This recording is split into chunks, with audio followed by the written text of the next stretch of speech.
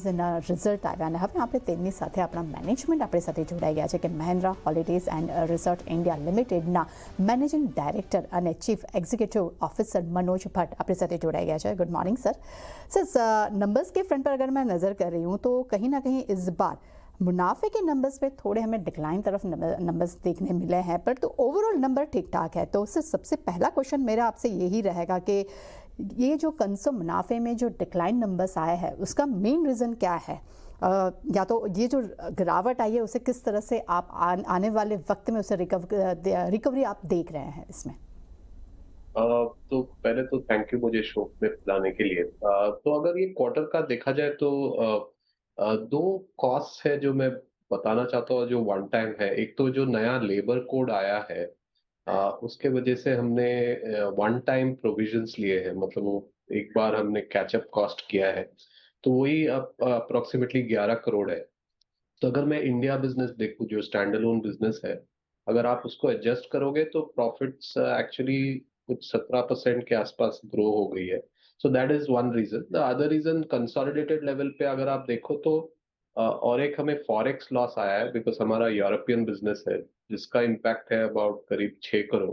तो अगर दोनों को एडजस्ट करें तो profit numbers look much better than the reported numbers. और ये जैसे कि मैंने बोला वन टाइम ही है, तो ये आगे नहीं आएंगे। Okay, definitely. बट सर मेरा नेक्स्ट क्वेश्चन आपसे आपके यूरोप बिजनेस को लेकर ही था, क्योंकि सर जिस तरह से हम रिजल्ट के फ्रंट पर उसका इम्पैक्ट जो देख रहे हैं सर, तो क्या इस इम्पैक्ट के लिए कोई आप स्टॉप लॉस जैसा कुछ मेंटेन रखना चाहेंगे? ऐसी कोई स्ट्रेटेजी आप बना रहे हैं, या तो आने वाले वक्त में इस बिजनेस को लेकर इसे मुनाफे में लाने के लिए आप किस तरह का ट्रेंड देख रहे हैं फिलहाल के लिए? तो अभी जो ये पर्टिकुलर क्वार्टर पे हुआ है, फिनलैंड में हमारी बिजनेस है, उसमें थोड़े वेदर चेंजेस हुए थे, जो स्नो वगैरह जो डिले हो गई थी उसके वजह से जो गेस्ट्स आ रहे थे वो नहीं आए, तो उसके वजह से थोड़ा ज्यादा इम्पैक्ट है। पर अगर मैं फुल ईयर देखूं वो बिजनेस तो ब्रेक इवन करेगा। इसका रीजन ये है कि जो वहाँ की इकोनॉमी जो है आज की डेट में इतनी अच्छी नहीं चल रही है। ऊपर से उनको पहले से ही जो रशिया यूक्रेन वॉर की वजह से रशियंस नहीं आ रहे जहाँ उनके बहुत मेजर कस्टमर्स थे। तो अभी जो बिजनेस है वो थोड़ी टफ टाइम से गुजर रही है, बट आगे हम देखेंगे क्या सोल्यूशन है। अभी तो maintain the operating control, cost पे फोकस करेंगे और बिजनेस को ज्यादा लॉस में नहीं जाने देंगे। दैट इज हमारा प्राइमरी ऑब्जेक्टिव। Okay, definitely. और सर मेरा आने वाला क्वेश्चन आपसे ये रहेगा इन्वेंट्री को लेकर। मैं देख रही हूँ कि इन्वेंट्री कहीं ना कहीं बढ़ी है, बट दूसरी तरफ अगर मैं देख रही हूँ कि आपकी जो ऑक्यूपेंसी है वो करीब 81.5% के आसपास स्टेबल नज़र आ रही है। तो डेफिनेटली सर ये जो नए जो रिसोर्ट की वजह से भी क्या आपके मार्जिन्स में थोड़ा सा दबाव देखने मिल रहा है, और आने वाले वक्त में इन्वेंट्री और ऑक्यूपेंसी में आप किस तरह से और कैसे टारगेट्स देख रहे हैं? एक तो है कि जब भी हम नया कोई रिजॉर्ट लॉन्च करते हैं इनिशियली तो पिकअप होने में टाइम लग जाता है, जो नंबर एंड ऑक्यूपेंसी, तो उसका थोड़ा इम्पैक्ट देख रहे हो। तो अगर मैं कंपेयर करूँ लास्ट ईयर अबाउट, अभी जो है 81.5 है, तो और वो इन्वेंट्री बेस बढ़ गई है तो उसके वजह से थोड़ा इम्पैक्ट है।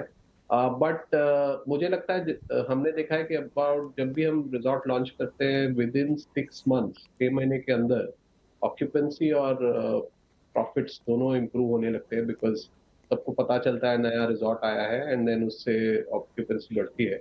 तो over a period of time हमें लगता है कि the targeted occupancy is about 80 to 82% zone में मेंटेन करने की कोशिश करेंगे, जो स्टेडी रहेगी across multiple year. Okay sir. Sir मेरा नेक्स्ट क्वेश्चन आपके खास करके मैं देख रही हूँ कि कंसोलिडेशन जो इंटरेस्ट एक्सपांशन है सर, इसमें हमें करीब 24% का ईयरली ग्रोथ देखने मिला है, वो काफ़ी बड़ा नज़र आ रहा है। और सर मैं डेट टू इक्विटी रेशियो में मैं देख रही हूँ वो भी करीब आपका 3.6 गुना हमें करीब उसके नज़दीक में देखने मिल रहा है। तो सर ये जो नंबर्स हमें नज़र आ रहे हैं, तो सर उसको किस तरह से आप कंट्रोल करने का प्लान बना रहे हैं सर? तो अगर जो फाइनेंस एक्सपेंस जो आप बोल रहे हैं उसमें एक होता है जो इंडेस लीज अकाउंटिंग जो होती है। जब भी हम लीज लेते हैं तो वो थोड़ा अकाउंटिंग चार्ज है उसमें, तो उसके वजह से जो ग्रोथ दिख रही है, तो it is a reflection of हमारी इन्वेंट्री बढ़ रही है और हम लीज पे इन्वेंट्री लेते हैं, जो इंड एस 116 करके एक अकाउंटिंग स्टैंडर्ड है, उसके वजह से इनिशियल पीरियड्स में ज़्यादा चार्ज आता है और वो फाइनेंस चार्जेस में जाते हैं। तो उसके वजह से आप देख रहे हो कि इंटरेस्ट कॉस्ट लग रही है कि बढ़ गई है, पर वह वो उस रीज़न से नहीं है, वो इन्वेंटरी एडिशन की वजह से है। ओके। सर मेरा नेक्स्ट क्वेश्चन रहेगा कैश बैलेंस को लेकर। तो डेफिनेटली कैश बैलेंस कंपनी के पास काफ़ी है, बट सर उसके बावजूद भी कहीं ना कहीं कर्ज बढ़ते हुए नज़र आ रहा है। तो सर ये जो सिचुएशन बन रही है उसे आप किस तरह से हमें क्लियर करेंगे हमारे सामने?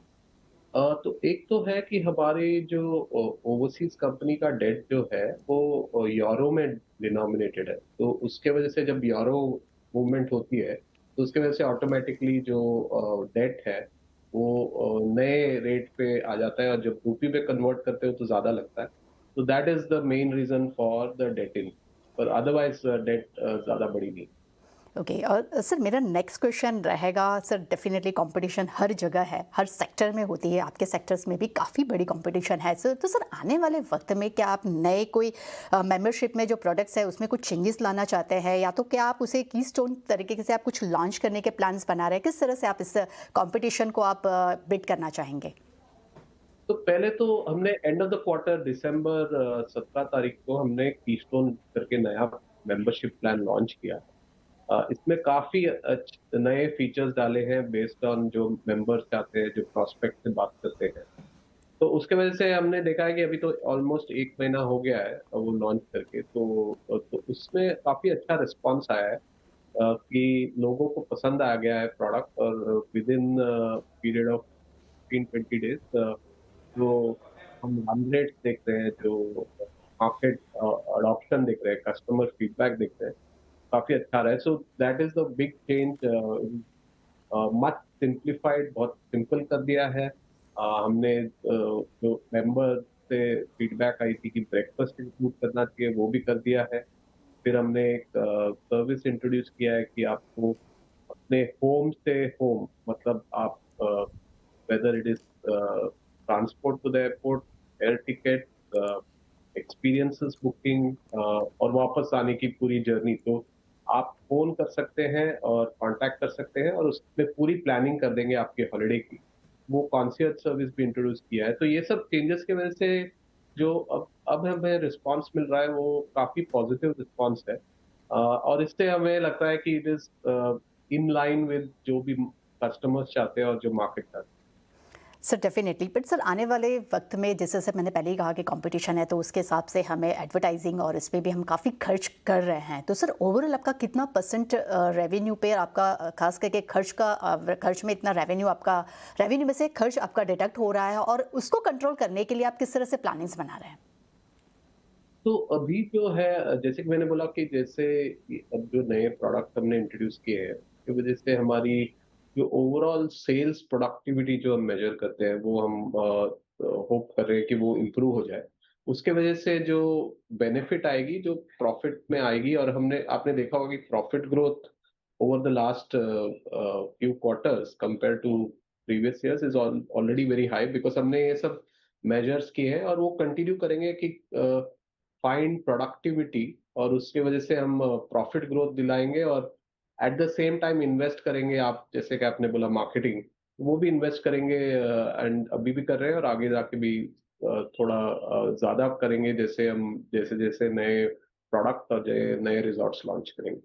सर मेरा एक लास्ट क्वेश्चन आपसे रहेगा सर। सर बजट आ रहा है संडे को, और डेफिनेटली हर सेक्टर को एक उम्मीद रहती है सर, तो आप बजट से क्या एक्सपेक्टेशन रख रहे हैं सर?